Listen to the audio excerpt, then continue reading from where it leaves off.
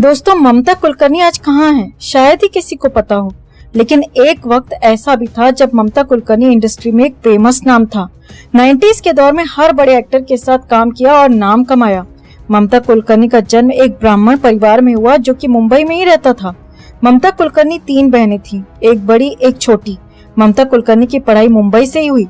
ममता कुलकर्णी शुरुआती दौर में जब वो बचपन में थी तो उसने कभी नहीं सोचा था कि वो फिल्मों में काम करेगी। ममता ने एक इंटरव्यू में बताया था कि उसे फिल्मों में जरा भी इंटरेस्ट नहीं था।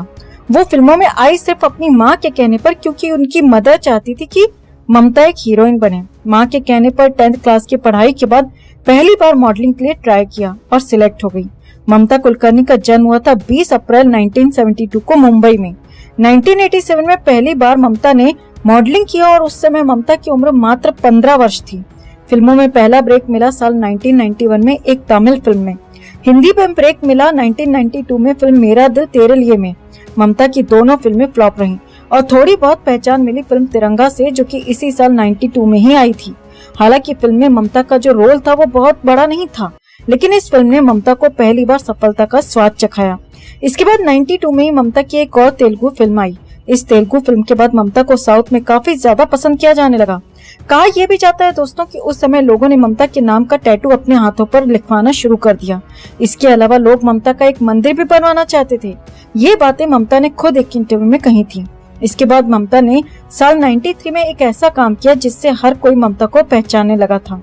दरअसल 93 में ममता ने एक मैगजीन के लिए न्यूड फोटोशूट कराया, जिसमें ममता ने कुछ भी नहीं पहना था। अपने जो बॉडी पार्ट्स थे उनको हाथ और पैर से कवर कर रखा था। ये फोटोशूट उस समय बहुत ज्यादा विवादों में रहा था और ममता को इसके लिए काफी ज्यादा आलोचनाओं को सहना पड़ा और ममता पर इसी फोटोशूट की वजह से कई केसेस भी हुए। इस फोटोशूट ने ममता को इतनी फिल्में दिलाई कि एक समय ममता का नाम बड़ी हीरोइंस के साथ शामिल किया जाने लगा। ममता ने उस समय के सभी स्टार्स के साथ काम किया था। वक्त हमारा है, करण अर्जुन, बाजी, सबसे बड़ा खिलाड़ी और क्रांति भी। ये वो दौर था जब ममता का करियर पीक पर था। हिंदी के साथ तमिल और तेलुगु में भी उसकी डिमांड लगातार बनी हुई थी। 96 में एक फिल्म आई थी घातक, जिसमें सनी देओल लीड रोल में था। उस फिल्म में ममता ने एक आइटम सॉन्ग किया था जो काफी ज्यादा पॉपुलर हुआ था।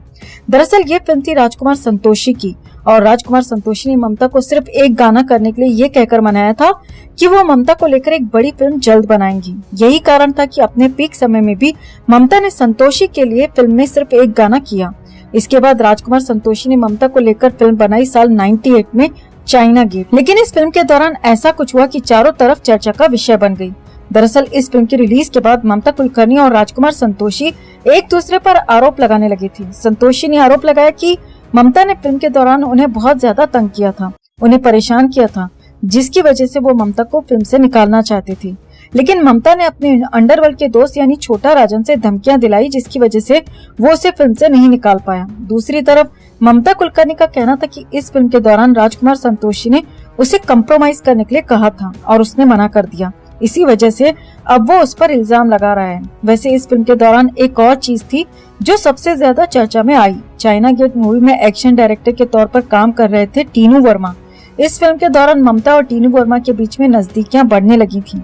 कहा यह भी जाता है दोस्तों कि टीनू वर्मा और ममता ने एक दूसरे से शादी भी कर ली थी, जबकि टीनू वर्मा ऑलरेडी शादीशुदा था और उसके 2 बच्चे भी थे। हालांकि ममता ने टीनू के साथ अपने रिश्ते को कभी भी स्वीकार नहीं किया, लेकिन टीनू ने एक बार इंटरव्यू में ये जरूर कहा था कि ममता कुलकर्णी के लिए अपनी वाइफ को छोड़ना उसकी लाइफ की सबसे बड़ी गलती थी। इसी बात से पता चलता है कि ममता और टीनू का रिश्ता काफी आगे तक बढ़ चुका था। इसी दौरान ममता का नाम अंडरवर्ल्ड डॉन के साथ में भी जुड़ा था। ममता बार बार दुबई जाती थी, डॉन से फिल्म मेकर्स को धमकियां दिलवाती थी और दुबई जाकर कई हफ्तों के लिए गायब हो जाती थी। अब इसे ममता की पॉपुलैरिटी कहें या उसकी खूबसूरती का जलवा, ममता की डिमांड फिल्मों के साथ साथ प्राइवेट इवेंट्स के लिए भी बढ़ती जा रही थी। अमीर बिजनेसमैन से लेकर पॉलिटिशियंस तक ममता को अपनी पार्टीज में डांस करने के लिए इनवाइट करने लगे, जिसके लिए ममता को मुंह मांगी कीमत दी जाती थी। इसी दौरान ममता ने नेताओं की पार्टी में रांची झारखंड में परफॉर्म किया। उस समय रांची झारखंड बिहार का ही हिस्सा हुआ करता था।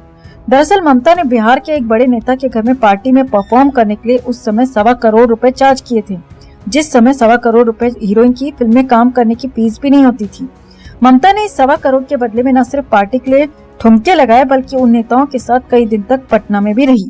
ये बातें तब ओपन हुई जब बिहार में चारा घोटाला हुआ। चारा घोटाले में बिहार के सबसे बड़ी पार्टीज में से एक आरजेडी का नाम आया, जिसमें उस समय के बिहार के सीएम लालू प्रसाद यादव का नाम था। लालू को इस चारा घोटाले की वजह से 97 में सीएम की कुर्सी से इस्तीफा भी देना पड़ा था। लालू की पार्टी के ही वो नेता थे जिनकी पार्टी में ममता ने ठुमके लगाए थे। इसी केस की पूछताछ के दौरान पता चला कि इसी घोटाले का पैसा ममता कुलकर्णी को दिया गया था। ममता कुलकर्णी से पूछताछ हुई तो ये सारी बातें ओपन हुई कि ममता ने न सिर्फ पार्टी के लिए परफॉर्म किया था बल्कि नेताओं के साथ पटना में कई दिन तक रही थी। उसी बात के इसको 1.25 करोड़ रुपए दिए गए थे। इसी दौरान दुबई में एक चेन ऑफ होटल्स का उद्घाटन हुआ। उसी उपलक्ष्य में दुबई में एक पार्टी रखी गई जिसमें बॉलीवुड के कई कलाकार शामिल हुए।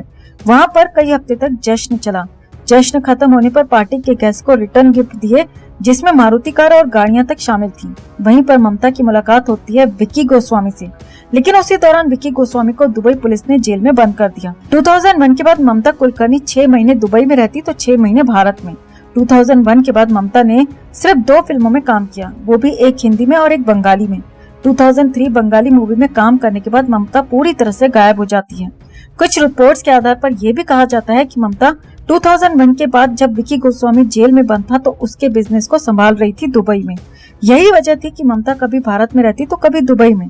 2003 से 2013 तक ममता पूरी तरह से गायब हो जाती है। इसी दौरान उसकी कहीं भी कोई खबर नहीं मिलती।